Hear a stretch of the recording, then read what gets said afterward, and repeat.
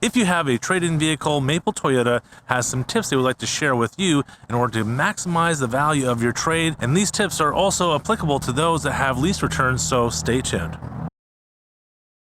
Maple Toyota has changed the way that people are trading in their vehicles in an effort to minimize contact. So I'm going to show you how to square up a photo, and then we're going to stand at specific areas around the car and then move towards the interior. We're going to try to get the vehicle as center as possible.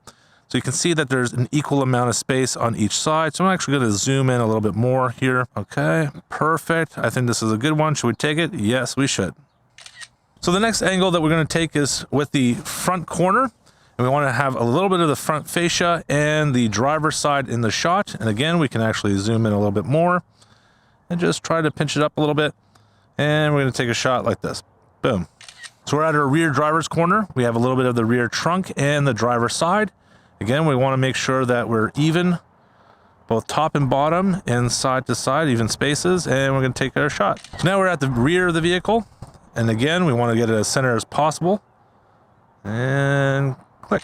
When you're at the rear of the vehicle, make sure you open up the trunk or hatch and take pictures of the rear space. And if your vehicle has a third row, make sure that that third row seat is in the seating position. Now we're on the passenger rear corner, so we can see that we have the trunk and the passenger side.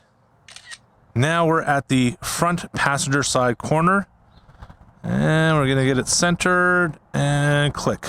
We definitely want to be able to take a closer look at the tires because we want to see the condition of the tread depth, as well as seeing any blemishes that might appear on the rim itself. So now that we've gone through the different points around the car, we want to go back and take a look at some of the blemishes that might be around the exterior of the vehicle. And when you take the picture, make sure that you include your finger within the picture, so that way it gives them a bit of an idea of how big that blemish might be. So now that we're done with the exterior, let's go inside. You want to turn on your vehicle, steering wheel centered, and you want to fasten your seatbelt to eliminate any lights that are unnecessary. And then we're going to take a photo. So we're going to take a picture of the radio, and then the HVAC system, and then the shifter area. Let's try to get it back as much as possible.